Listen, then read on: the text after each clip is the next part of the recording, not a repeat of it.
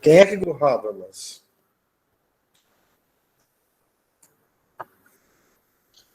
Quem é que entendeu o texto do Habermas? Ah, todo mundo, com certeza. Todo mundo, com certeza. Esses alunos inteligentes que eu tenho, entendem tudo.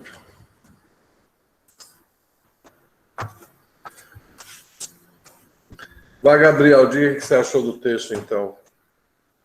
Achou muito difícil? Eu achei complicado, Jaime. Não entendi muita coisa não, na verdade. E nem consegui terminá-lo, inclusive. Oh, jura? É.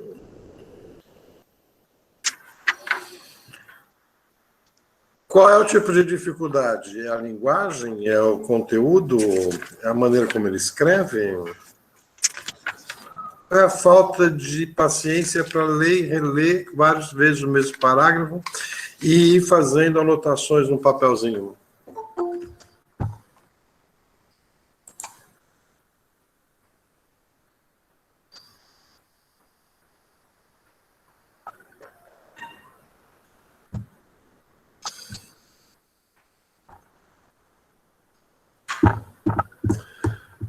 Davi, teve dificuldade com o texto também? Na verdade, eu acho que eu consegui desenvolver bem, eu só não sei se eu consegui compreender mesmo a conclusão que ele tira, sabe? Mas eu gostei da maneira que ele encaminha o texto, tipo, eu achei de uma maneira bem... Porque é bem esquemático, né? Ele faz tipo um roteirinho no começo do texto e vai falando o que é que ele vai fazer, né? E conforme ele vai fazendo. Eu acho que eu entendi bem, mas, por exemplo, se você pedisse para você me perguntasse para eu explicar o título do texto, eu não sei se eu conseguiria muito bem. Qual é a conclusão dele na tua leitura? Então, é como eu estou dizendo, eu não consegui entender muito bem, mas no geral, pelo que eu entendi do texto, basicamente, ele vai colocando essa visão de que, pelo que eu lembro também, na real, que do Kant e do Hegel como sendo um momento assim que há uma mudança assim muito estratégica da filosofia, e ele vai citando algumas críticas que existem nesse sentido, e eu acho que é principalmente no sentido de tentar ao mesmo tempo manter um caminho para a filosofia que não seja plenamente uma coisa axiológica, mas também não de uma maneira que pregue uma suspensão muito grande da razão, igual pelo menos ele fez parecer para mim que o Hort propõe, sabe? Mas eu realmente não sei se eu consegui chegar no ponto que ele queria, assim, principalmente na parte da conclusão. O desenvolvimento eu até entendi bem, mas é isso. Natânia, já conhece esse texto do Habermas? Peraí, Natânia, só um minutinho. Vai lá, Gabriel, pode falar. Depois eu volto, Natânia. Não, era porque eu tava falando antes, mas o microfone tava fechado, eu acho. Mas eu tava falando que uma dificuldade que eu tive foi justamente isso que a Natânia falou também, é porque parece que ele tá no meio de uma discussão que eu não faço ideia de que discussão é essa. E aí ele já parte do meio dela em diante, assim, e assim, eu não sei do que é que do que é que tá sendo discutido ali, em última instância. Então, foi uma dificuldade que eu tive nesse sentido, assim. Não sei se faz sentido nem a minha dúvida, mas acho que é por aí.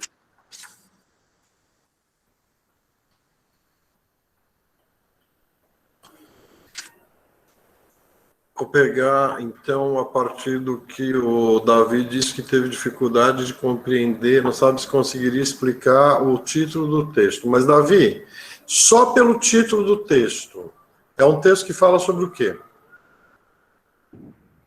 Eu acho que fala sobre o papel da filosofia, pelo menos uma espécie de proposição, né? Então, estamos por aí. Tá? Então, Gabriel, veja, a primeira coisa. O texto fala sobre o que é filosofia.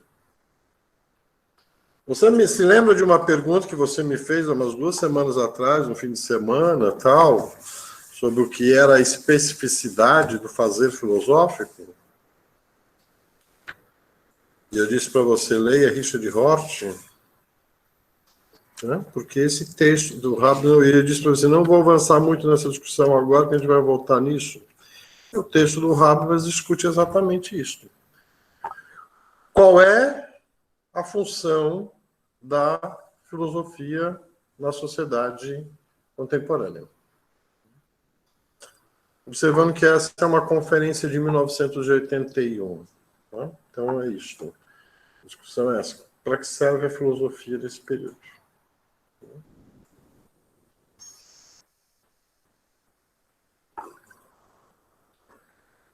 Aí o texto tem uma primeira parte,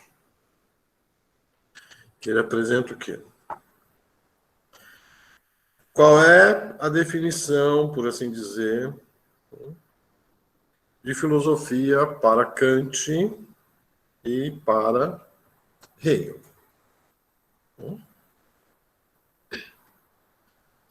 Então, fica aqui a pergunta. Primeira pergunta. O que é filosofia segundo Kant e segundo Hegel? Depois vem uma segunda parte do texto, que são críticas à concepção kantiana e à concepção hegeliana de filosofia. Então, aí, ele vai apresentar várias respostas para isso. Noção construtivista, as críticas ao hegelianismo, o negativismo de Adorno. Então, ele está falando lá do Kant, as várias críticas ao Kant, que ele chama de posição construtivista e posição criticista. Na mesma linha tem as críticas ao Hegel, que ele vai chamar de crítica materialista, que é do Lukács, a crítica do praticismo, do Hans Freyer, né, e o negativismo de Adorno. E ele discute rapidamente cada uma dessas críticas. Depois ele vai para uma outra linhagem de críticas que são feitas ao Kant e ao Hegel. Então, filosofia pragmatista, hermenêutica, basicamente. Então, aí ele vai discutir qual é a crítica que os pragmatistas fazem, qual é a crítica que os hermeneutas fazem. Então, aqui estamos falando de Peirce, estamos falando de Heidegger, estamos falando de Gadamer. E chega, então, ao que ele chama de despedimento da filosofia. Então, que alguns filósofos chegam à proposição, então, de que nós estamos vivendo um estágio que ele chamaria de despedimento da filosofia. E aí a figura que ele entra aqui é Richard Hort. Há, nesse período, um grande debate entre o Habermas e o Hort e depois outros filósofos que participam deste discurso aí. Tá? Ele diz que existem 3 modos de dizer adeus à filosofia. Então, existe o adeus terapêutico, né, que é de Wittgenstein. Né? Existe o adeus heróico, que é o de Heidegger. E existe o adeus salvífico, né? A palavra esquisita que tal, que eles são os hermeneutas de linhagem aristotélicas. E bom, daí ele discute com mais ênfase aquela posição do Richard Hort nessa história, tal, a questão do discurso, que o Hort discute entre discurso normal e discurso não normal. E, por fim, então, o que ele faz depois disso tudo? Né? Não aceito nenhuma dessas posições integralmente, gosto de algumas coisas do Hort, mas acho que o Hort ainda comete algumas falhas. Por quê? Qual é a posição do Habermas? Então, é de que assim, a gente não pode aceitar um adeus pleno à filosofia. Não podemos aceitar um despedimento total, né? Então, ele ainda quer preservar alguma coisa para a filosofia no molde do que era a filosofia moderna pensada por Kant e por Hegel. Olha, em última instância, é o debate entre modernos e pós-modernos, tá?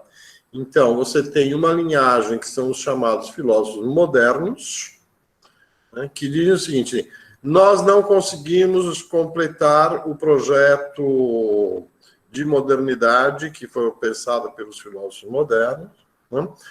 Mas não significa que nós precisamos abandonar por completo esse projeto. Nós precisamos fazer correções, mas precisamos preservar ainda algumas das ideias do projeto de sociedade pensado pelos modernos, né? E um dos princípios básicos aí a se manter é a ideia da racionalidade, né? Então, qual é o papel que a filosofia ocupa aí, né?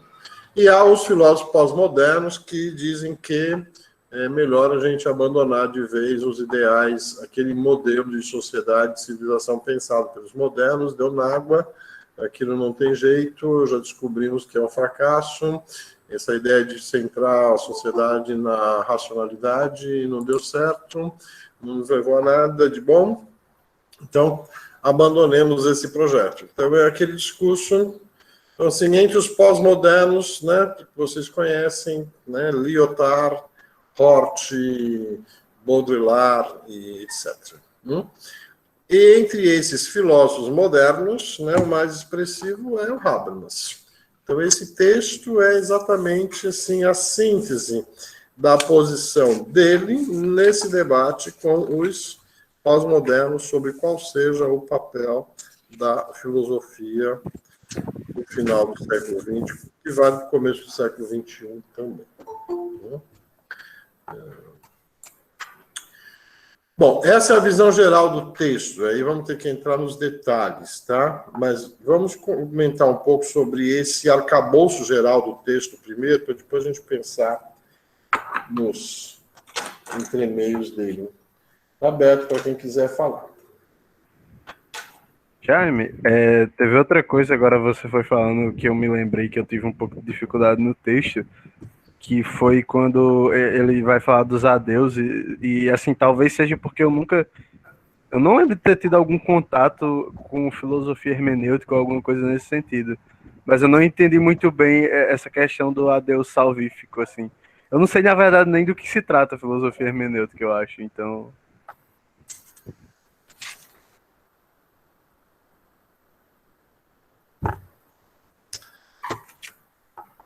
Existe... Eu sempre falo isso para vocês, você mesmo já me ouviu falar isso. Assim, então, existe uma dificuldade quando se vai trabalhar com textos do Habermas, que eu digo assim, é um autor normalmente difícil de se ler, porque ele tem um conhecimento muito amplo de muita coisa, em filosofia, em sociologia, em economia, em psicanálise, né? Em várias formações, é um estudioso. Então, ele tem uma base teórica muito, muito forte, né? E ele transita por tudo isso.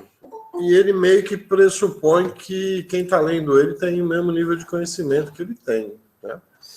Então, você veja que nesse pequeno texto, ele fala de Kant, de Hegel, de Husserl, de Heidegger, de Nietzsche, de Lukács, de Heidegger, de Wittgenstein, e de mais um monte de gente, né? E ele não vai explicando o que esse povo diz, tá? Ele está pressupondo que as pessoas que estão ouvindo sabem do que ele está falando, né? Veja, claro que aqui ele está, veja bem, num contexto bem específico, tá? Então, ele está numa universidade alemã, num congresso da Associação Hegeliana Internacional, um congresso que foi chamado com um propósito bem específico, né?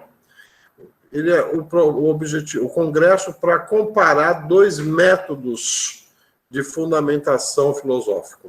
O método transcendental kantiano e o método dialético hegeliano. Então, veja bem, ele está fazendo uma conferência para um público fechado, certamente isso aqui é um grupo pequeno, nesse congresso, que são grandes especialistas em Kant e grandes especialistas em Hegel, discutindo entre eles quais são as pontos de convergência, de divergências, as críticas, entre o método kantiano e o método hegeliano. Então, você deve ter um congresso ali onde você tem certamente grandes especialistas em Kant e grandes especialistas em Hegel, né? E o Habermas, que conhece muito bem tanto Kant quanto Hegel, vai lá dar o pitaco dele sobre essa situação. Tá? Mas veja, isso não é uma característica desse texto que ele está falando numa conferência para esse público, é uma característica dos textos dele. Né?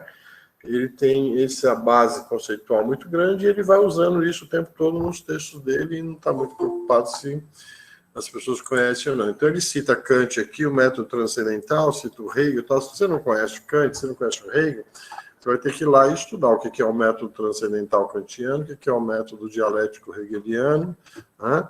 Para você poder entender o que ele está dizendo. Bom, isso é um modo de você fazer uma leitura do texto. Tá?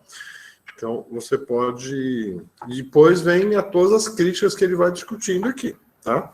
Então, ele vai discutindo a crítica de todo esse povo aqui, tal, né? E se você quiser entender cada uma dessas críticas que ele faz aqui, você vai ter que conhecer também esses autores que ele está citando. Ele vai falar de Husserl, vai falar de Wittgenstein, vai falar de Heidegger, vai falar de Max Weber, vai falar de Mead, vai falar de Durkheim, tá? Então, se você não entende desse povo, você vai ter que entender, né? Ir atrás disso. Se você quiser, tá? Entrar nessa discussão do miúdo do texto, né? Ou você pode assumir que, bom, ele está dizendo que o Durkheim contribuiu para o debate de uma tal forma, que o Max Weber trouxe tal contribuição, que o Heidegger fez tal coisa. Bom, vou assumir que ele está sendo honesto nessas interpretações, tá? E vou concordar com ele que esses caras fizeram isso que ele está dizendo. E aí vou me concentrar no debate que importa, assim, qual é o lugar da filosofia no final do século XX, considerando essas proposições que ele faz. Tá? Então, aí você se concentraria principalmente na parte final do texto, né? Que é a crítica, o debate que ele faz com o Richard Roth. O que mais? Ainda estou na discussão geral do texto, sem entrar nos detalhes, tá? Aberto para quem mais quiser falar.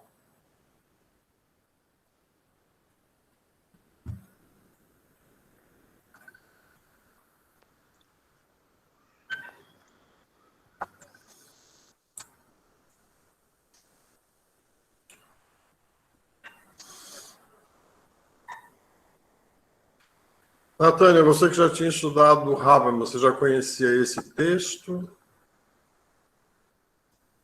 Quando você disse que leu Habermas pela primeira vez, o que você leu para dele inicialmente? E o que você achou desse texto? Você já conhecia, não conhecia? O que você achou?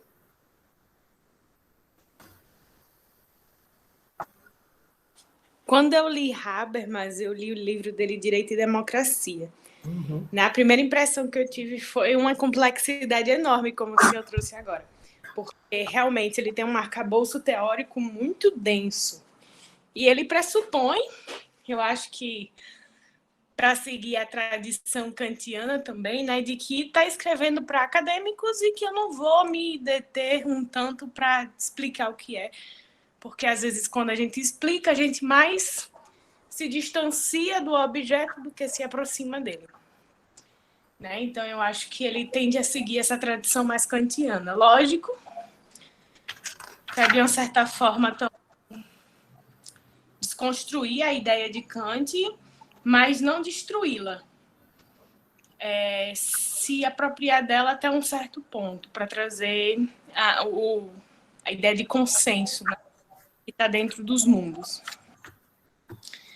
Foi essa leitura que eu tive, a primeira impressão que eu tive de Habermas quando eu fiz a primeira leitura dele.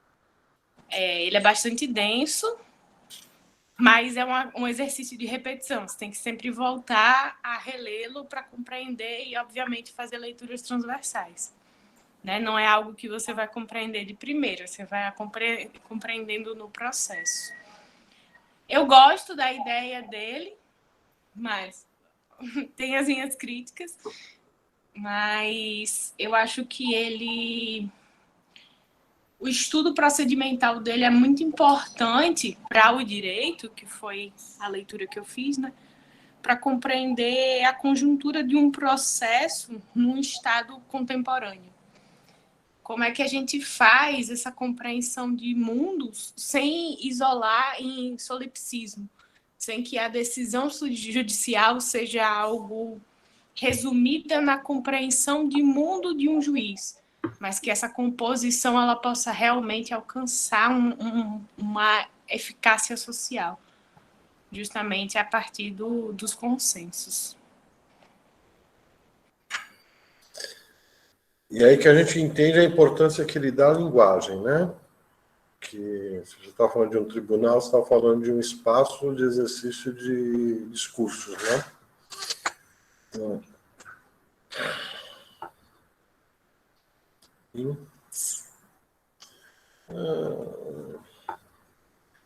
Ok, quem mais quer falar alguma coisa sobre o texto? Obrigado, Natânia. De nada. Eu acho interessante isso na perspectiva da hermenêutica que os colegas estavam trazendo, e eu não queria me meter um tanto para deixar o pessoal falar, porque se eu falar, eu não paro mais. Aí, a hermenêutica dentro do direito, ela tem uma perspectiva diferente, que é um tanto que o Habermas vai se debruçar, né? A hermenêutica, ela tenderia a se isolar somente no processo de conhecimento da lide judicial, ou essa hermenêutica ela é um processo de interpretação de mundo também? E aí ele se conecta muito com o Gadamer nesse sentido, de que todas as partes de um processo vão carregar também o seu mundo para o processo. Né? E aí a gente também compreende Heidegger nesse processo, né? O ser aí dentro do direito. E a hermenêutica, a partir da filosofia da linguagem, a hermenêutica jurídica, obviamente, ela vai ser compreendida de uma forma bem diferente para reconhecer a relação entre sujeito e objeto, não apenas no papel, mas também nas relações sociais, nas relações individuais, né? Eu mesmo, nos processos psíquicos, nos processos culturais. Enfim, eu acho bastante interessante a visão que ele traz sobre a possibilidade de você chegar a um consenso. Não que num processo judicial a gente extraia um vencedor, né? Que a gente tem essa ideia muito moderna de que num processo vai sempre ter um vencedor, mas que o processo ela seja um resultado de alcance dos interesses de todas as partes. E o consenso ele vai se dar nisso, revelando os mundos das partes, e aí o juiz é parte, réu é parte, advogado é parte, defensor público é parte, testemunhas são partes, todo mundo tem um interesse naquilo, e o consenso se dá na conquista desses interesses. E aí traz a questão também da verdade, né? Seria possível a gente alcançar uma verdade processual, né? E também a mistificação, o ato de mentir, que ele fica muito revelado na categoria procedimental de Habermas. É possível a gente observar quando uma pessoa está mentindo, quando há um jogo de interesses por trás, né? Que não é propriamente alcançar o consenso legítimo, mas alcançar unicamente o seu interesse. E aí isso é desvelado na teoria de Habermas, e eu acho que esse aporte é bem interessante de ser estudado.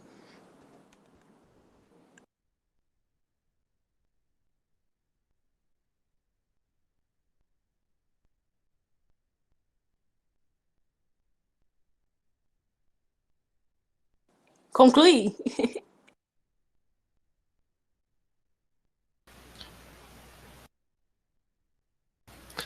Jair, você está mutado.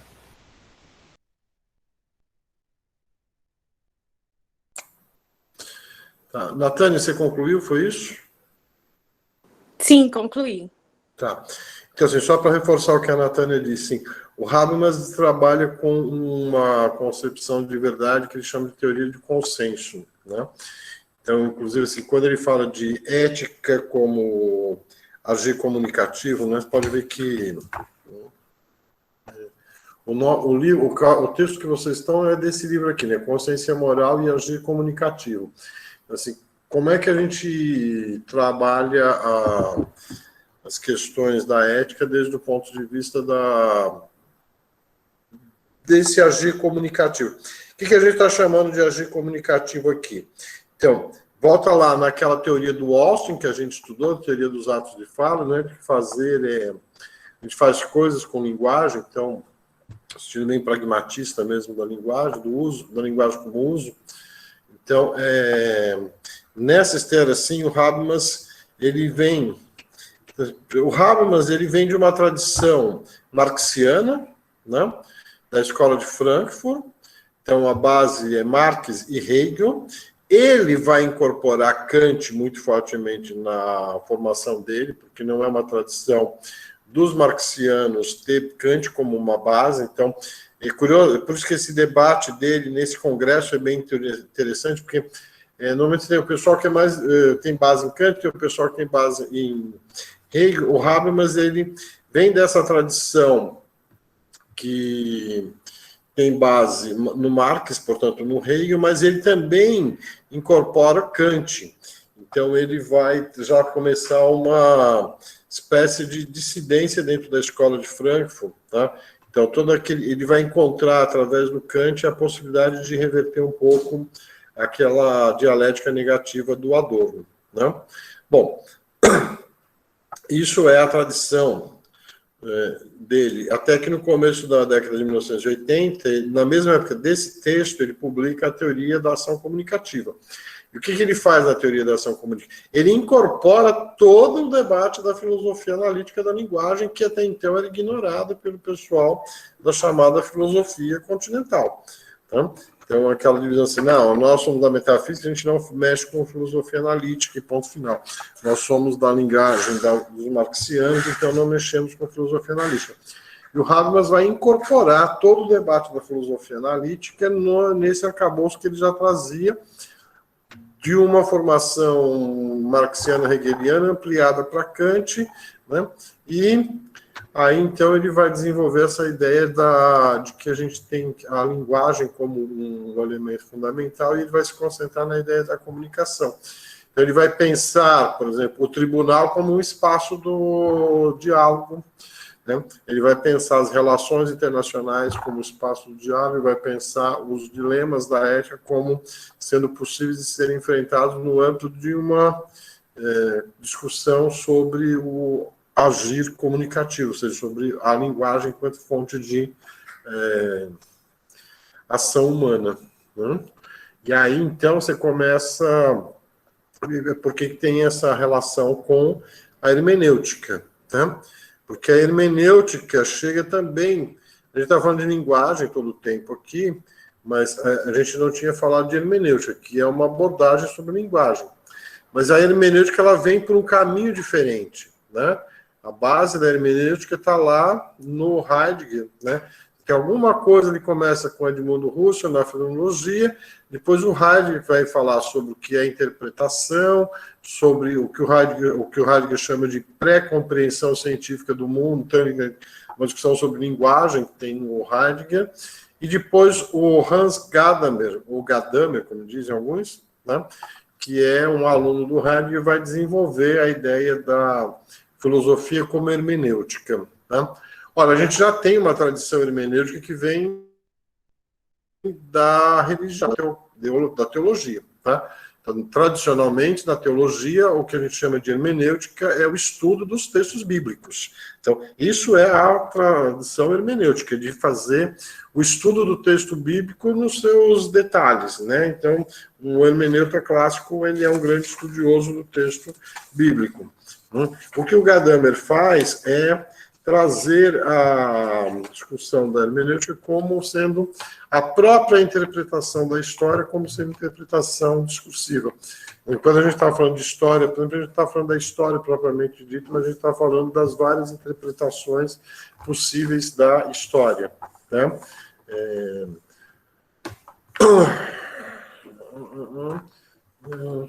Exatamente. Bom, vou chegar nisso, tá, Natânia, das instituições do Estado. Tá, né? Só uma observação, eu coloquei ali no chat o título, tá? Richard Palmer, Hermenêutica. Quem quiser conhecer um pouco mais sobre hermenêutica filosófica, eu recomendo esse livro aqui, ó. Tá? Hermenêutica, desse fulano aqui, Richard Palmer. Né? Eu acho que essa é a melhor coisa que a gente tem em termos de introdução à hermenêutica. Esse livro é publicado pela Edições 70 de Lisboa, então a gente, aqui no Brasil, ele sai um pouquinho mais caro, mas eu acho que já existe na internet isso daqui, em PDF e tal, que é um livro já mais antiguinho. Quando que ele é, mas acho que ela... O meu, por exemplo, é de 88. O livro é de 69, a edição original é de 69. Né? Então, tá aí, é a hermenêutica. Né? E com isso, assim, você vai ter um processo de repensar a política, a ética, repensar as relações, inclusive as relações internacionais, geopolítica, etc. Né? O que a Natânia colocou no chat, repensar a função das instituições do Estado contemporâneo, né? Como é que você resgata isso, etc. E você vai dar hoje essa discussão, né? Onde é que está dando essa discussão de hermenêutica, etc., e de filosofia política? Dá, por exemplo, no que o pessoal da Universidade da London School of Economics desenvolve um trabalho hoje, que é todo um estudo sobre a função social das instituições públicas e políticas, pelas funções do Estado, né?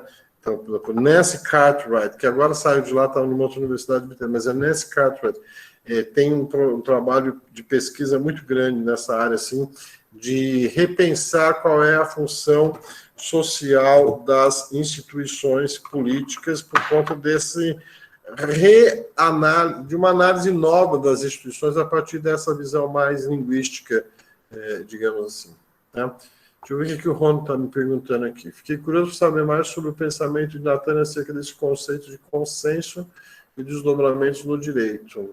Tá? Bom, Natânia, essa é uma pergunta para você aí. Não sei se você quer responder para o Ronald.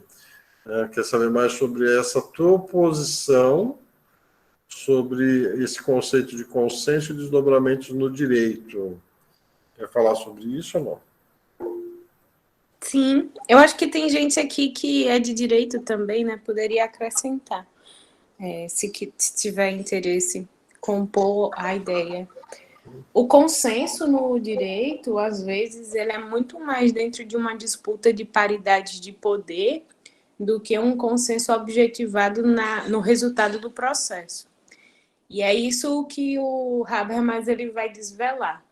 Essas relações de poder que existem, que interferem no resultado final do processo. O real interesse em resolver a lide processual, qual o local de partida dos indivíduos, para a gente não também se isolar no projeto liberal solipsista de alcance da racionalidade a partir do indivíduo, mas que essa racionalidade ela vai encontrar um resultado de projeto de mundo dentro de uma composição. E aí eu vou fazer um aporte em Heidegger, que é justamente desvelar o que é que está dentro da pintura, né? O processo seria uma sobreposição de pinturas de um quadro E aí você teria que ir raspando um quadro velho, né, que são as afetações sociais. Como é que um processo, como é que uma disputa de interesse se torna um processo?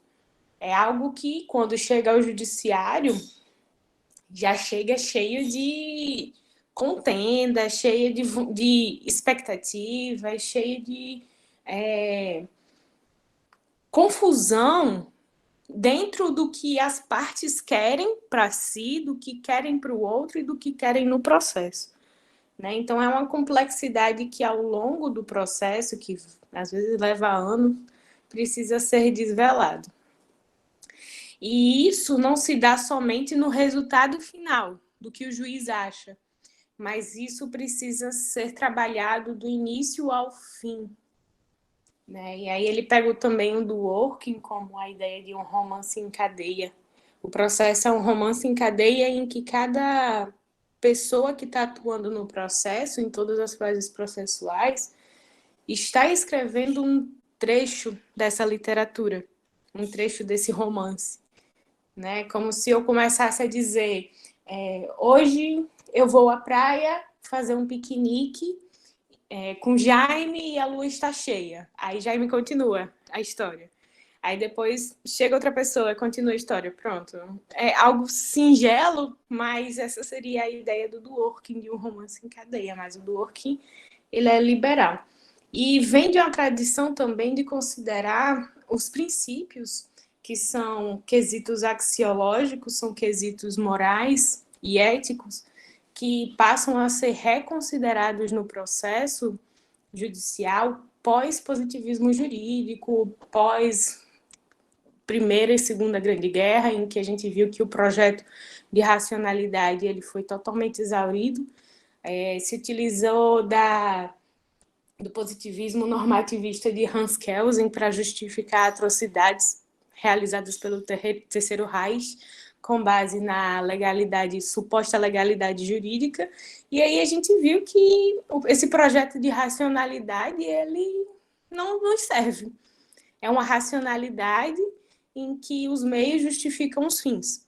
E aí a gente vai continuar se utilizando dessa racionalidade, a gente, no momento contemporâneo, deixa isso de lado para pensar em quesitos psicológicos, ou seja, não existe racionalidade, estamos a todo tempo à mercê dos nossos psicologismos, de doenças e etc. Ou, enfim, já estou fazendo uma digressão muito grande, e é isso que o Adorno e Horkheim vão colocar na primeira geração da Escola de Frankfurt, para pensar essa negativa do projeto de racionalidade pós-disputas, né, pós-socialismo, nesse projeto pós-socialista, e pensar o que é que a gente vai ter ou não vai ter, e, enfim, quesitos de necessidade, enfim, todas as crises, tanto institucionais do Estado moderno, como também crises internacionais, porque pós-Segunda Grande Guerra a gente vê o surgimento de instituições internacionais, né? Tribunal Penal Internacional, a ONU, tudo bem que existia a ONU, a OTAN, enfim. E como é que o crescimento de um mercado financeiro também, e a globalização crescendo também, como é que isso não se daria dentro de um cenário de relação de poder também, né? E aí tem um livro bem interessante de um professor da USP, professor de Sociologia da USP, José Farias, que ele vai pensar que as decisões do Estado, elas estão sempre à mercê do mercado financeiro, do monopólio imperialista de outros países, que ditam os interesses da nação, ditam os interesses dos processos judiciais, como a gente pode ver que teve uma pesquisa também recente feita sobre o STJ, de como o STJ sempre decide a favor dos empresários. Até que ponto realmente o processo judicial é algo justo, se não está atuando em favor de um interesse escuso. E como essa principiologia ela não desemboca em uma panprincipiologia, que é o que o Lenny Streck, que é heideggeriano, vai falar, de que essa principiologia seria a utilização desses princípios morais elencados na Constituição para fazer valer interesses individuais. E aí o consenso em Habermas é importante porque ele vai também trazer à baila toda essa relação de interesses dentro de uma composição. Mas é necessário que você esteja aberto e disposto para falar sobre o que lhe é verdade. O que é a sua verdade, né? O que é que você carrega de verdade do ponto de vista de bem de mundo. E como fazer ciência dentro disso, que é o projeto da razão, né? Da racionalidade. Como é que a gente faz ciência dentro do direito, uma ciência consensual que não vai se desembocar também em interesses e verdades que se isolam no indivíduo, né? São solipsistas no indivíduo. É isso, tá bem.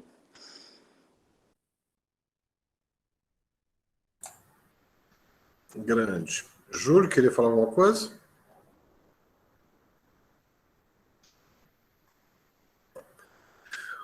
Ótimo, Natânia. É porque... Olha, primeiro deixa eu fazer uma observação aqui que eu acho que é necessário. Assim. A gente vive num país onde que a institucionalidade está tão bagunçada, né, que às vezes a gente toma o contexto brasileiro como sendo referência para pensar, inclusive, as próprias teorias sobre política e sobre ética, e isso é um perigo, porque nem tudo... o fato de que as coisas não funcionam nesse país não significa que as coisas não funcionam em outros lugares também, sabe? Então, veja que o Habermas está falando, quando ele está falando do tribunal, quando ele está falando da disputa ali e tal, há um pressuposto de civilidade, há um pressuposto de civilização, né? Há um pressuposto de que as regras funcionam e elas são minimamente respeitadas no Estado democrático de direito, né? O que para nós é muito difícil entender isto, porque nós vivemos numa sociedade onde que nada disso tem o devido valor, então a gente acha que é tudo uma grande bagunça, mas em outros lugares não é necessariamente essa grande bagunça que a gente está acostumado.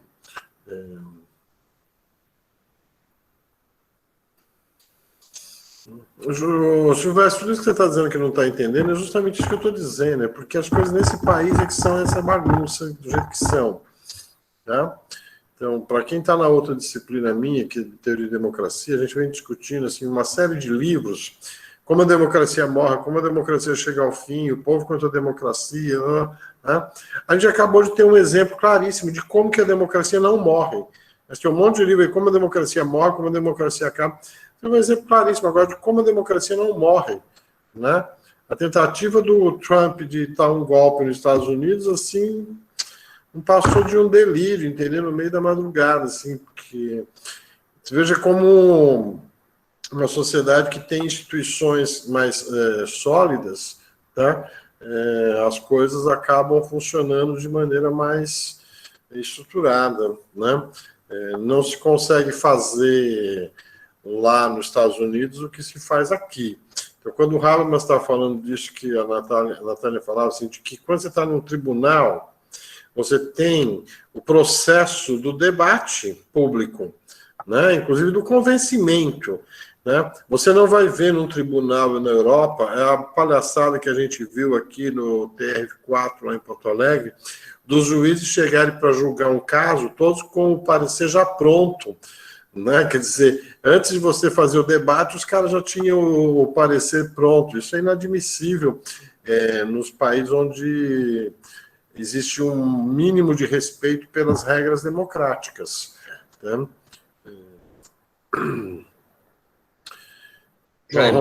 Existe um monte de juristas escrevendo sobre isso, tá?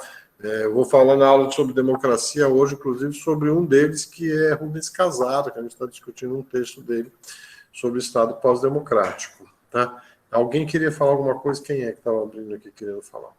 Opa, fio. Olha lá. Eu estava lendo um caso do escritor João Paulo Cuenca, que replicou, fez uma paródia de um provérbio do iluminismo, que fala bem assim, que o povo só vai ser livre quando o último rei foi enforcado nas tripas do último padre. Daí ele postou isso no texto, ele era colunista da Deutsche Welle, e o filho do Bolsonaro, o Eduardo Bolsonaro, começou a fazer como se fosse uma perseguição a ele, junto, obviamente, com pessoas que são capazes do governo, né, para basicamente induzir a ideia de que ele estava querendo o enforcamento do presidente. Daí aconteceu uma coisa interessante, que as pessoas ele pesquisou o nome dele na internet, o escritor, e viu que ele estava sendo processado em juizados cíveis, onde não é nem lugar para você fazer uma coisa dessa, geralmente são lugares para resolver questões do consumidor, e os textos, eles eram textos genéricos, que utilizavam exemplos genéricos, e basicamente, no juizado civil, se tu não for lá resolver a causa, tu perde, entendeu?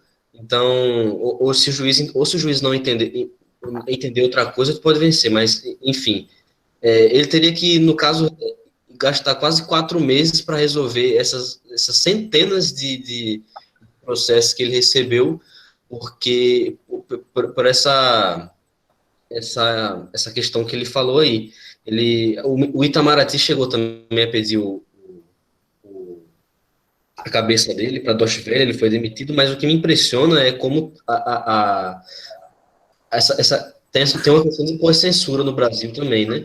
Porque não necessitam-se mais de censores para infernizar a vida de um professor, do intelectual, do jornalista, né? Basta tu juntar várias pessoas, geralmente ele falou que as acusações, as petições, elas são assinadas como se fossem por pastores evangélicos, falando bem assim, pastor, escutei que vão enforcar o Bolsonaro com a sua tripa aí. E esse exemplo está em todas elas, entendeu? Então, uma pessoa no Piauí que denunciou ele, escutou a mesma coisa que uma pessoa no interior de São Paulo escutou também, sacou? Então, estão utilizando desses meios agora para perseguir intelectuais, e tudo baseado no sistema jurídico brasileiro, sabe? Na legalidade, na burocracia. Então, essa racionalização aí permite, basicamente, que eles enveredem nessa linha para perseguir. Então, o sistema jurídico brasileiro, ele permite, basicamente, a legalidade, um sistema de pós-censura. E, para quem queira interpretar, por exemplo, sendo da aula hermeneuta, essa base de tudo isso aí, caramba, ia ser um baita de um problema, porque teria que rever toda a estrutura do legal brasileira, né? E acho que isso aí é só a ponta do iceberg, tá? Sabe? Porque utilizando isso aí contra um escritor, vão utilizar contra vários também. E daí vai. Para ser mais preciso, filhas, isso começou com mais um dos nefastos legados da Lava Jato para o nosso sistema judiciário, né? Porque começou um processo em Curitiba, em que os jornalistas que criticavam a Operação Lava Jato, de repente, os membros da operação abriam processo contra o jornalista, só que eles não abriam um processo. Eles abrem assim, 50 processos ao mesmo tempo, um em cada cidade, e em estados diferentes, né? Aí, quando começam a aparecer as intimações, etc., o jornalista não consegue mais trabalhar, porque ele de repente ele está sendo processado pela mesma coisa em 50 comarcas diferentes, ele tem que ficar dando conta disso tudo, né?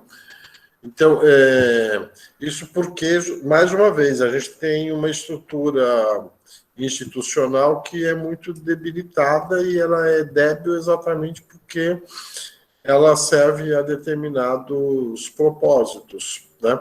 É uma estrutura que está montada para manter um sistema de opressão. Então, você não consegue... O judiciário brasileiro é uma verdadeira caixa preta, né? Que ninguém consegue mexer naquilo. É um problema seríssimo, né?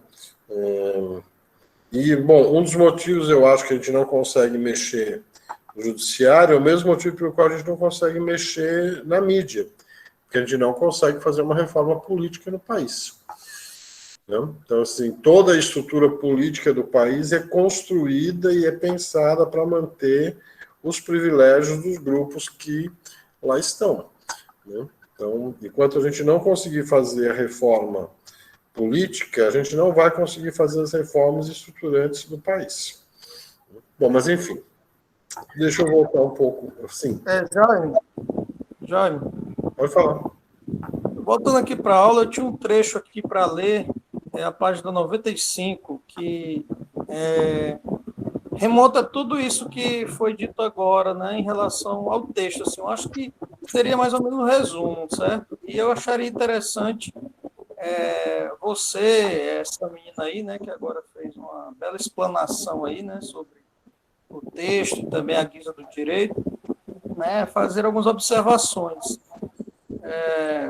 Eu posso ler aqui, Jair? 95, você tem certeza? 95. Não é do Habermas, né? É que o texto do Habermas, para mim, começa na página 17. 17, é? Primeiro Não, eu é porque eu já estou lá embaixo, eu já estou no meio do texto. Você está no início, é? Não, o texto que eu pedi para vocês lerem era o primeiro capítulo, que vai da página 17 até a página 35. Tá? Ah, tá, esse é o primeiro capítulo, é? Se você leu mais, tudo bem, vamos em frente. Página 95 eu tenho aqui o livro, pode falar, pode ler. É interessante porque tem tudo um pouco disso aí que vocês falaram aí, sabe? É aqui que lança raízes a reinterpretação empirista dos fenômenos morais, a validez normativa erroneamente assimilada ao poder imperativo. Essa estratégia conceptual continua a ser seguida por Ungerhard, mesmo quando ele reduz a autoridade das normas justificadas à universalização dos imperativos, que os concernidos endereçam a si próprios em cada caso, sob a forma de proposições intencionais. Contudo, o que de fato se exprime na validez deontica é a autoridade de uma vontade universal, partilhada por todos os concernidos. Vontade esta que se despiu de toda qualidade imperativa e assumiu uma qualidade moral, porque apela ao interesse universal que se pode constatar discursivamente e que, por conseguinte, pode ser apreendido cognitivamente e discernido na perspectiva do participante.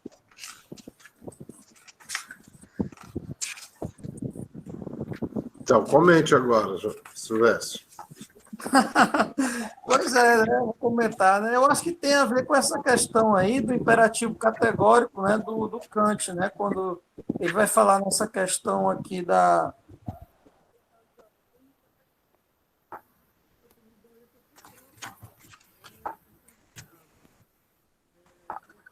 Silvestre?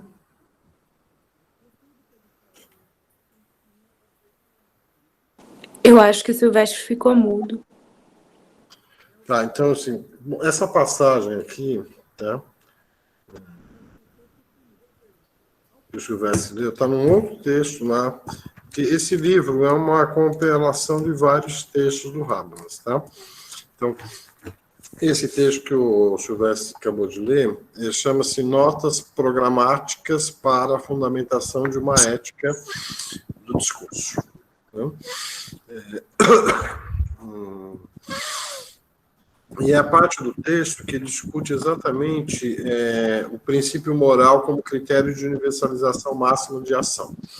Que é uma discussão que ele faz aqui com George Mead, que é um sociólogo, que desenvolve o conceito de outro generalizado. Então, essa ideia de universal, né, de uma vontade universal partilhada por todos os concernidos, né, vontade essa que se despiu de toda a qualidade imperativa e assumiu uma qualidade moral que apela a um interesse universal que se pode constatar discursivamente e, por conseguinte, pode ser apreendido cognitivamente, discernindo a perspectiva do participante. É a ideia de que eu posso generalizar o outro, entendeu? Pegar o outro como no sentido generalizado, sem entrar no específico do que cada um. Então, é essa ideia que está na ética kantiana da universalização da máxima da ação, né? Do princípio deôntico lá, do princípio da ética da responsabilidade e do Kant. Então, o texto aqui é a discussão que o Habermas faz com Essen Tugendhat, que é um teórico aí da filosofia moral, né? Ele está aqui mostrando como que o Tugendhat faz uma crítica ao George Mead, tá? Silvestre, eu não vou entrar muito nessa discussão aqui desse texto, que a gente teria que voltar para outras partes desse texto, tá? Não, mas é basicamente isso, tá? Quer dizer, como você fazer uma reinterpretação da ética que seja aquela ética kantiana que busca a maximização da regra de ação, né? Como é que você pode construir isso discursivamente, tá? Então, assim, de um lado, eu não posso considerar que as normas são válidas universalmente se eu não fizer isso que o Jorge Mead chama de o outro generalizado, ou seja, eu tenho que pensar de que cada um de nós está sujeito a um conjunto de regras que são válidas para a sociedade como um todo. Eu tenho que pensar o outro de uma forma generalizada também, né? É basicamente isso. Se a gente tiver a oportunidade, a gente volta aqui nessa ideia aqui do texto. Deixa eu só ver se o que mais tem aqui. Passo direito, iluminação, filosofia falha. Tá, ok. Deixa eu voltar ainda um pouco. Veja, parece que a gente saiu do texto lá do Habermas inicialmente, do começo da conversa da aula, mas a gente não saiu do texto, não. É que o texto permite várias portas de entrada para a gente conversar, e eu estou seguindo um pouco nessa discussão que se abriu aqui no caminho sobre hermenêutica e direito, tá? Então, o Ronald tinha dito que tinha um pouco de dificuldade para entender isso. Ronald, essa ideia da racionalidade como discursiva no tribunal, né, de que as pessoas buscam um princípio de um consenso a partir da ideia de que as pessoas jogam as cartas livremente na mesa. Por isso que eu digo que isso é um tipo de situação que para nós às vezes parece meio estranha, né, de que as pessoas consigam ter o mínimo de honestidade intelectual, inclusive no tribunal, né, já que a gente vive numa sociedade onde tudo é muito corrompido. Guilherme, Oi. não era mais no sentido da dúvida, não. Assim, eu queria escutar de um jurista o entendimento melhor sobre isso, porque eu vou reduzir aos processos que eu vejo aqui no Brasil. A Fides até fala umas coisas interessantes aí que eu corroboro com as ideias dele. Primeiro, a gente tem, assim, a própria estrutura legalista do Brasil, ela tem uma base extremamente religiosa, né? A carta máter da lei no Brasil é religiosa, segue por base isso. E só aí a gente já tem muitos problemas, e problemas de linguagem. Segundo, assim, as estruturas, a gente tem hoje no Brasil uma extrema dificuldade de inserção de equipes técnicas nas varas, né, e um reconhecimento de que essas equipes técnicas são importantes. E aí uma coisa que eu ainda não consegui conversar e dialogar com o jurista é sobre, assim, como seria essa divisão de decisões, porque, veja, do ponto de vista da perícia, eu, enquanto perito técnico, eu preciso fazer uma adaptação de linguagem, que é quase infantil, muitas vezes.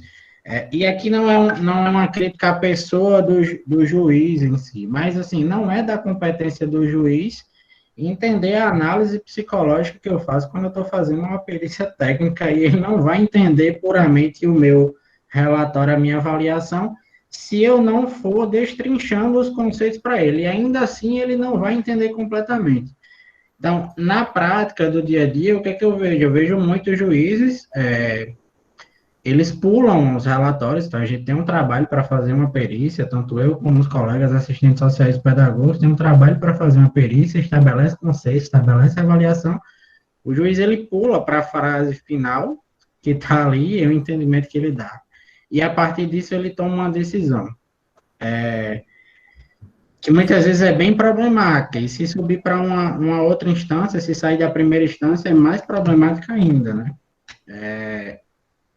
E aí eu gostaria de entender, assim, porque a gente tem até uma tentativa em relação ao consenso, não sei se baseada nessa teoria especificamente, mas a gente tem uma tentativa que até que funciona, né? Que é quando a gente está falando sobre as audiências de conciliação, a gente tem todo um trabalho quanto a isso, mas o próprio entendimento jurista invade, inclusive, outras profissões.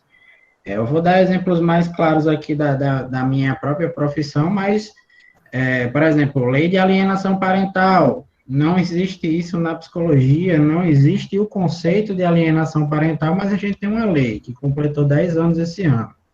E a profissão é meio que obrigada a ter que lidar com isso. Quando a gente está falando de depoimento especial rouba literalmente a base teórica da psicologia, inclusive a base cognitiva, que é o que garante a técnica. E a parte jurídica coloca isso, impõe isso dentro dos processos,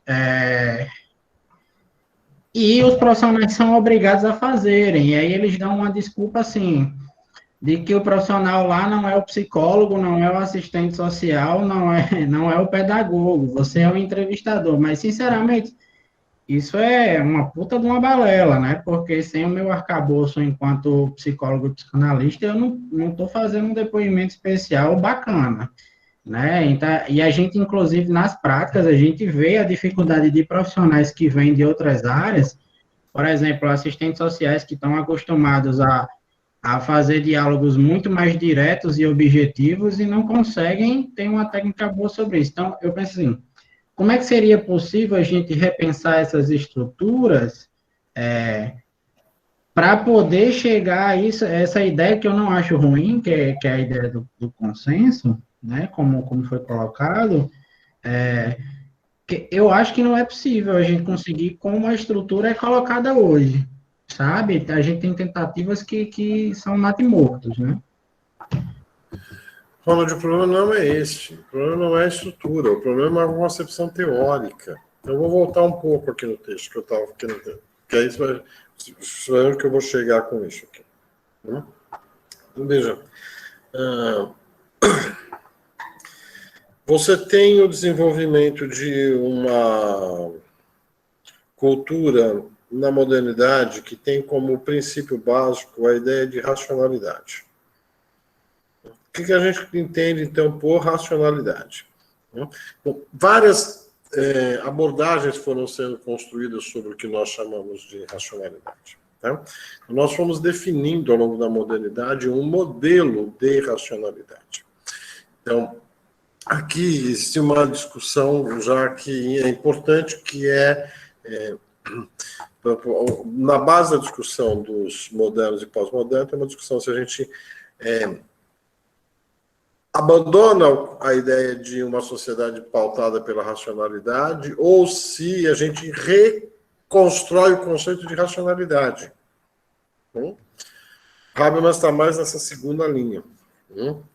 Então, assim, o que os primeiros frankfurtianos têm? Qual é a base da escola de Frankfurt, que está lá na primeira geração? E aqui, quando eu falo de primeira geração, estou pensando basicamente de Horkheimer e de Adorno, né, que a Natânia citou rapidamente. Né? A ideia do que eles vão chamar de racionalidade instrumental.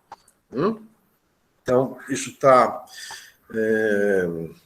vários textos do Adorno, do Horkheimer, dialética do esclarecimento, Tá? Mas tem um texto do Horkheimer, que é básico para entender isso tudo, que chama-se Eclipse da Razão, que é um livro maravilhoso, que ajuda a gente a entender muito do que é a sociedade contemporânea. Então, é ali que o Horkheimer opõe praticamente a Escola de Frankfurt como uma filosofia social que está questionando a própria, então, de constituição da sociedade. A ideia de que nós construímos, a partir da modernidade, um modelo de sociedade que é baseado na racionalidade, mas mais do que isso, no que o Horkheimer e o Adorno chamaram de racionalidade instrumental. Então, a racionalidade instrumental, ela funciona de forma operativa. É o processo de adequação entre meios e fins, né? Então, isso é o que você vai encontrar, por exemplo, nos modelos da ciência da natureza. Então, você tem basicamente um processo de que você tem um determinado problema para resolver e você vai encontrar os meios adequados para atingir aquele fim que você tem. Esse processo de adequação entre meios e fins aí que a gente chama de racionalidade instrumental, né? Ora, o advento depois da Segunda Guerra Mundial e tudo que trouxe com o Holocausto, né, vai trazer uma experiência que é muito negativa em relação a isso, que vai resultar, no caso da Escola de Frankfurt, na última fase do pensamento de Adorno, que é a fase da dialética negativa. Ora, qual é a tese do Adorno? É a tese de que a racionalidade instrumental se disseminou de tal forma na sociedade que ocupou todos os espaços, inclusive os espaços da subjetividade, de tal modo de que não há mais espaço de reação. Então, vamos chegar no que o Adorno chamou de sociedade plenamente administrada. Então, a ideia de que nós temos uma sociedade que ela está totalmente controlada. Essa ideia de que tem um sistema, a ideia do Big Brother, né? Então, a ideia de que existe um sistema onisciente que controla tudo, que na expressão do Adorno é a sociedade plenamente administrada. Todas as esferas da existência humana estão controladas. Se todas estão controladas, não há espaço para romper com essa dominação. Daí a ideia do Adorno de uma sociedade, de uma dialética negativa. Ele diz assim, não tem mais saída. É o famoso texto do Adorno sobre a educação pós-Auschwitz. Ele diz que não tem mais saída. Né? Bom, o Habermas, ele é aluno de Adorno nesta fase. Quando Adorno está no final de carreira dele, defendendo a dialética negativa, o Habermas é aluno dele no doutorado. Tá? E vai fazer uma tese sobre esfera pública. Ora, ali começa a divergência do Habermas com a primeira geração da Escola de Frankfurt, né? Que ele ainda quer encontrar uma saída possível. Tá? E ele vai buscar, então, onde está essa saída possível. Então, ele vai dizer que existe o conhecimento, tem várias maneiras de você pensar o conhecimento se constrói de várias formas possíveis, a cada tipo de conhecimento está associado um tipo de interesse, então está no livro dele de 68 chamado Conhecimento e Interesse, né? Tem vários tipos de conhecimento e a cada um corresponde um tipo de interesse. Então você tem um interesse de domínio da natureza, você tem conhecimento que tem como interesse a opressão do outro, você tem conhecimento que tem como objetivo a libertação do homem do sistema de opressão. Então aqui ele vislumbra possibilidades de rompimento com o sistema de administração da racionalidade instrumental. Ele vai avançar nisso, então como é que a gente pode construir esta ideia de romper com as amarras dessa sociedade administrada? É aqui que ele vai chegar no campo da linguagem. né? Ele vai encontrar na linguagem a possibilidade de construir uma nova ordem política, uma nova forma de tratar as questões do âmbito da ética. Então, ele vai chegar aqui a uma teoria da verdade como consenso, ou seja, verdade não é uma coisa que é imposta, mas verdade é algo que nós construímos na interação entre os membros de uma determinada comunidade, que aí vai ter que desenvolver a ideia de o conceito de um sujeito linguisticamente competente, porque assim, se eu tenho 10 pessoas e elas vão se reunir para chegar num consenso, eu preciso que as 10 pessoas sejam linguisticamente competentes. Em qual sentido? De que elas sejam capazes de entender o discurso alheio, que elas sejam capazes de manifestar também o seu, construir argumentos e apresentar o seu discurso e, obviamente, participar em pé de igualdade no embate político com os meus oponentes. É exatamente nesse ponto que Peraí, deixa eu só terminar, Rony, só um minutinho.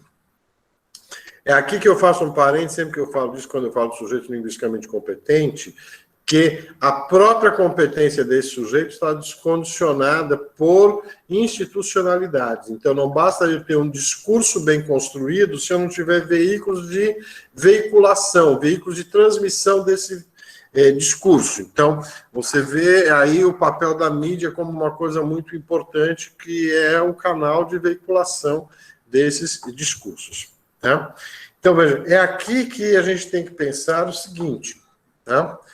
Quando eu estou pensando nesse tipo de direito que se constrói a partir das inter-relações discursivas, né, eu tenho que ter um sistema judiciário que tem como pressuposto uma ética comunicativa, uma racionalidade comunicativa, tal como é pensada pelo Habermas.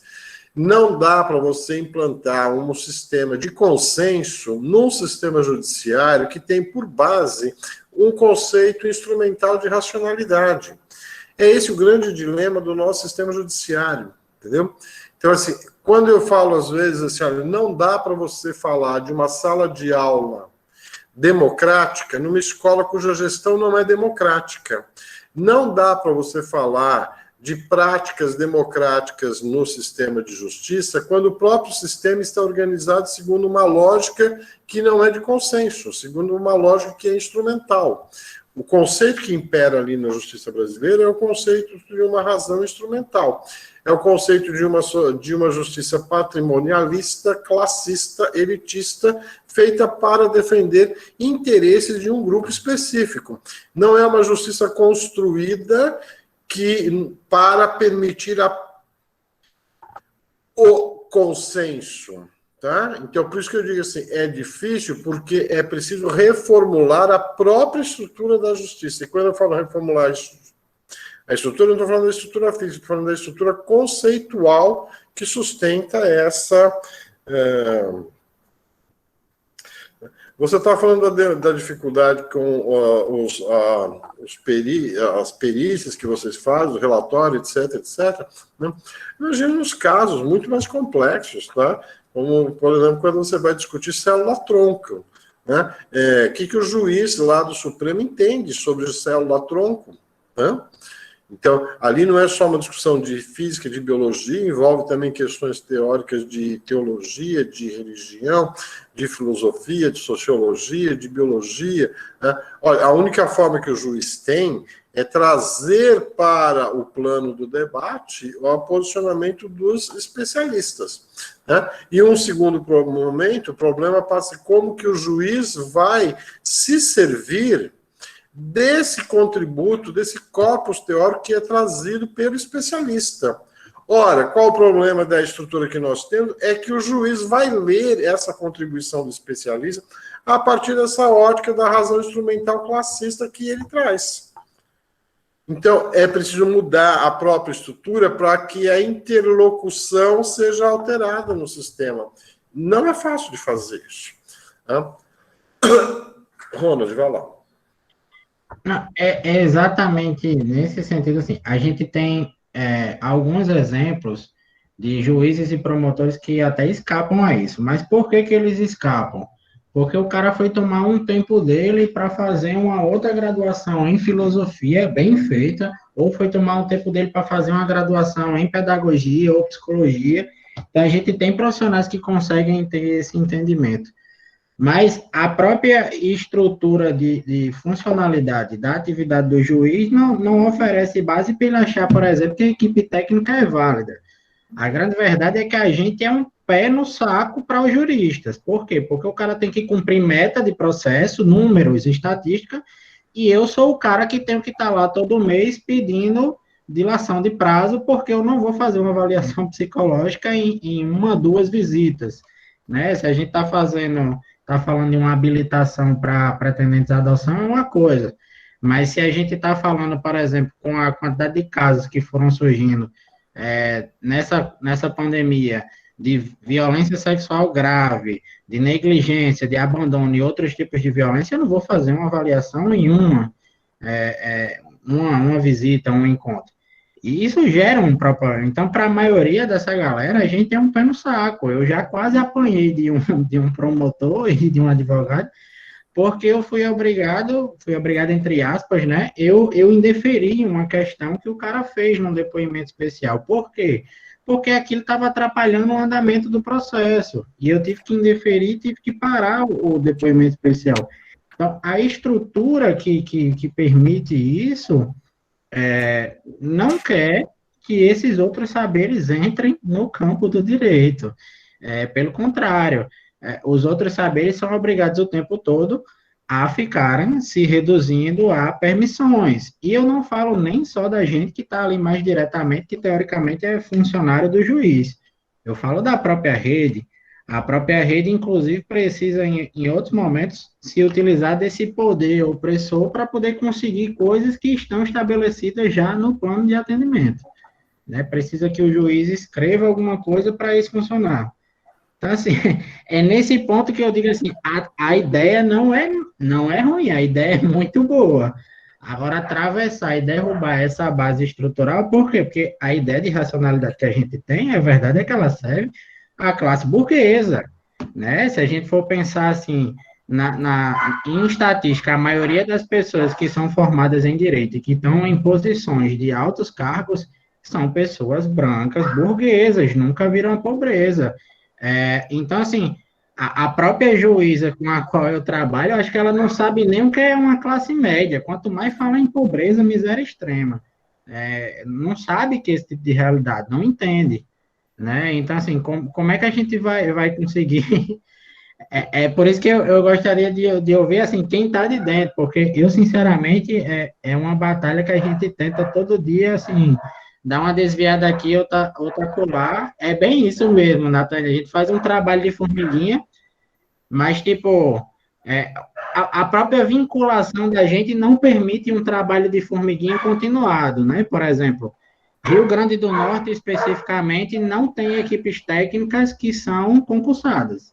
As equipes técnicas ou são cedidas de um município, ou são desvio de função, ou são estagiários de pós-graduação. Ou seja, como completar 2 anos do meu trabalho, eu vou ser mandado embora, né? Digamos assim, acabou, não continua.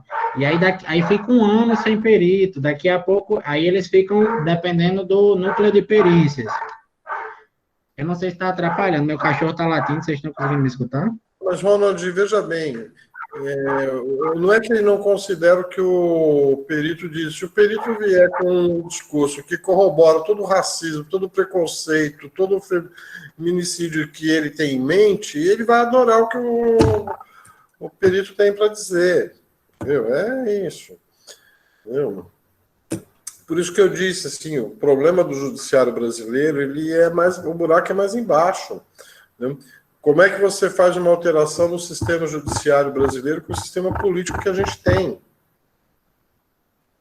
Não faz. Entendeu? Amanda. Só para responder assim, a angústia de Ronald, infelizmente você vai passar a sua vida inteira, se você seguir nessa área, você vai passar a sua vida inteira tentando isso que você quer. Entendeu? Exatamente por todos os motivos que todo mundo já listou aqui. Eu sei que você quer uma resposta, mas a gente que tem consciência desse tipo de coisa, infelizmente é uma batalha diária e vai continuar sendo, sabe? É isso mesmo, trabalho de formiguinha, a gente tenta fazer a diferença aqui e ali, na nossa área de atuação, mas é difícil. E a transformação tem que ser por outras instâncias. Você não vai reformar a sociedade brasileira a partir do judiciário, gente. Não vai. Né? Agora, Ronald, se você quiser, leia Lênio Streck, que é um jurista maravilhoso, que tem feito uma análise e que vale a pena conhecer sobre o judiciário, por toda a experiência que ele tem de professor, de jurista, de décadas e tal. O horror que ele tem, por exemplo, ao modo como são feitos cursinhos preparatórios para concurso do judiciário, tá? Toda a crítica que ele faz aos cursos de direito que existem no país hoje. Tá? Sim. Eu fico pensando, Jaime. Tá aí, escreveu também, Lenny Streck. É um cara que eu adoro, maravilhoso, tá? Aí, se você quiser também, por exemplo, eu vou falar dele daqui a pouco na outra aula. Rubens Casara, né? Que é outro também, jurista, professor de direito. Né? Ou então o Leonardo Avritzer também, entendeu? Sim.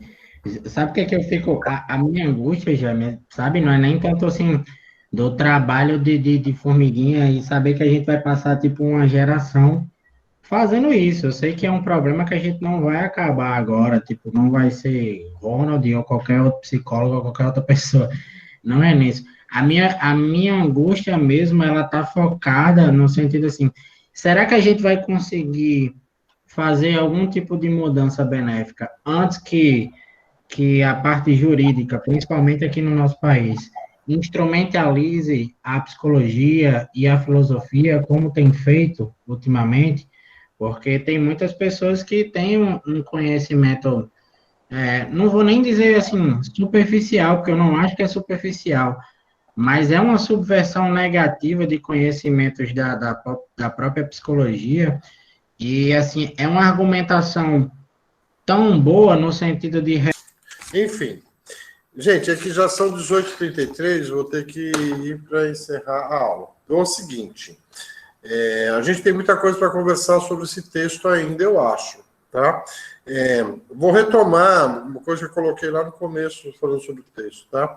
Assim, o texto tem por objetivo discutir qual é o espaço, qual é a função da filosofia na sociedade atual, né? Então, inicialmente, o texto faz a apresentação da ideia da filosofia como tendo uma função fundacionalista, que é o método transcendental kantiano. Apresenta o método idealista absoluto do Hegel, então a filosofia como sendo também esse método dialético, tá? Então, são as duas proposições da função da filosofia. Então, tanto Kant quanto Hegel vão chegar no que o Habermas vai apresentar na página 19 do texto. Tá? Ele vai dizer o seguinte, há, portanto, uma conexão entre a teoria do conhecimento fundamentalista, que confere à filosofia o papel de um indicador de lugar para as ciências, e um sistema de conceitos ahistóricos, sistema este que é enfiado sobre a cultura como um todo e ao qual a filosofia deve o papel não menos duvidoso de um juiz a presidir um tribunal sobre as zonas da soberania da ciência, da moral e da arte. Ou seja, a ideia kantiana e hegeliana resultou na ideia de que a filosofia ela é esse juiz da cultura, né? Então, ela dá o fundamento, ela indica o que pode e o que não pode, ela é atemporal, ela é a juiz que está fora da história, julgando a história. É o elemento que está fora da cultura, julgando o que pode e o que não pode. Então, a filosofia decide o que é ciência, o que não é ciência, o que é arte, o que não é arte, né? Que vai dar mais tarde na crítica do Thomas Nagel, que vai dizer que a filosofia é o conhecimento de lugar nenhum, né? Ou seja, do ponto de vista de lugar nenhum, que é o título de um texto do Thomas Nagel, né? A filosofia se colocou na posição de estar de fora da cultura como grande juiz que julga a cultura. Então, esse é o primeiro momento do texto do Habermas. Ele mostra assim, essa concepção kantiana, o método transcendental kantiano, mais o método dialético hegeliano, deu nessa ideia de que a filosofia é o guardador de lugar, a filosofia é o indicador, ele é o juiz da cultura. Depois ele apresenta uma série de críticas que vão sendo feitas a essa concepção, tanto do Kant quanto do Hegel, tá? Várias críticas são feitas ao método kantiano, várias críticas são feitas ao método hegeliano, e discute rapidamente essas várias críticas. Há uma passagem, inclusive, que diz, não vou perder muito tempo discutindo isso daqui, né? E depois ele chega a esta mais recente fase de críticas a essa concepção da filosofia, que já é o pessoal que tem muito ligado à esteira aí do pós-modernismo, etc., né, que é o que ele vai chamar dos filósofos que estão propondo o despedimento da filosofia. Tá? Então, ele vai falar da filosofia como terapia, do Wittgenstein, do despedimento heróico do Heidegger, do despedimento salvífico dos hermeneutas, e depois vai se concentrar a discussão ali no Richard Hort, né, na ideia do Hort de que a gente tem que mudar de assunto. É basicamente essa discussão. Né? E o Habermas, então, vai... Interessa para a gente muito esse debate que está entre ele e o Hort, tá? Que basicamente o que aparece na página 28 em diante, tá? Se você quiser um pouquinho, na página 26 ele começa a dizer do adeus à filosofia, né? Ele vai dizer do adeus à filosofia, do despedimento, vai falar do Wittgenstein, do Heidegger, dos hermeneutas aristotélicos, e aí entra a discussão com o Richard Hort e vai apresentar qual é a posição dele ao final das contas, tá? Que ele vai dizer que, da posição dele, a filosofia é não mais o juiz, mas um intérprete mediador, né? A filosofia não é a dona da racionalidade, mas guardiã da racionalidade, tá? Então, tente se concentrar um pouco nessa parte final do texto, né? Para ver se na quinta-feira a gente faz mais uma discussão para fechar esse texto. Na sequência, a gente vai ter o último texto, que vai ser a discussão do texto do Foucault, sobre a ordem do discurso, que também é uma aula, né? E a gente vai encerrar o semestre depois com essas duas, com o Habermas e, na sequência, o Foucault, que é a última atividade nossa. Lembrando a vocês o seguinte... Vocês têm até 15 de dezembro para fazer o trabalho da disciplina. Comece a fazer já, não deixe para o último dia, senão você não vai dar conta. E não dá para passar nenhum dia além do dia 15 de dezembro, porque senão eu não consigo fechar as notas a tempo do prazo do semestre. Tá? Vejo vocês na quinta-feira. Tá? Vou abrir um link para vocês postarem a atividade, sim, Júlio, tá? Já ia fazer isso hoje, acabei não conseguindo fazer porque eu preciso sair. Eu pretendo fazer ainda hoje à noite ou amanhã, eu organizo o cigarro para vocês poderem já começar a postar o material. Tá? Né? Para quem tem aula de democracia, até daqui a pouco. Para quem não tem, até quinta-feira. Beijos para vocês.